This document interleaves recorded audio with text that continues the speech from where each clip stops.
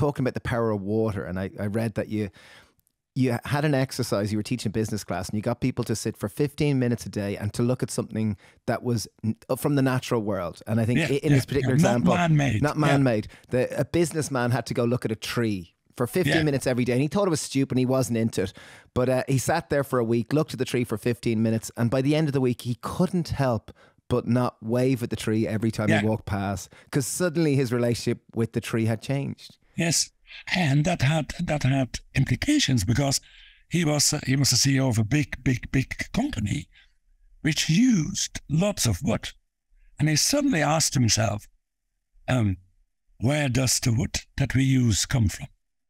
And then he found it was not certified. It means it was not sustainably grown. And then he changed his complete wood timber import, just as a result of looking at a tree without ideas, conceptions, etc., for 15 minutes a day. And the wonderful thing is, let's start from another angle. There's a philosopher that I greatly admire, Martin Buber, a Jewish philosopher who lived in the first half of last century. And he was the philosopher of reciprocity.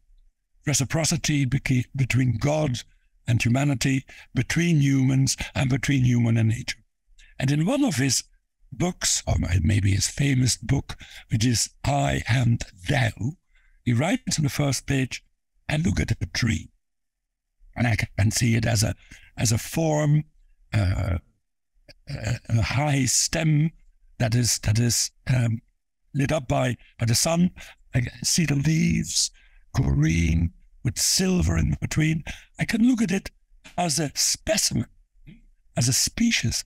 I can look at it as a process of nutrients moving up, etc., etc. I can look at it as a representation of laws of nature. I can look at it in just a mathematical formula.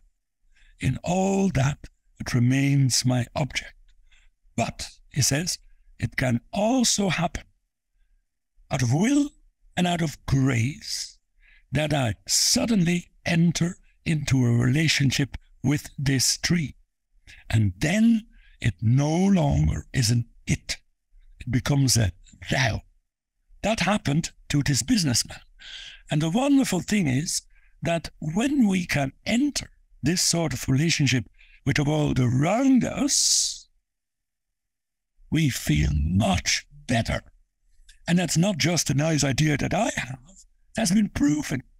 The Dalai Lama has always been very interested in Western technology. And he started experiments in California where meditators were put into a clinic where all kinds of electrodes were put on their skull to measure what happened when they were meditating. And most meditators who meditated on meditation of calm and peace, you immediately saw that in the brainwaves. But there was also a meditator, who was a close friend of the Dalai Lama, who had been meditating half of his life on what in Buddhism is called metta.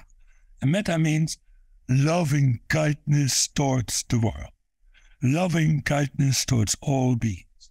Now this person, Matthijs Schouten, started his meditation, and within 1 minute, that part of the brain where that basically represents our sense of happiness, our sense of well-being, lit up like lightning.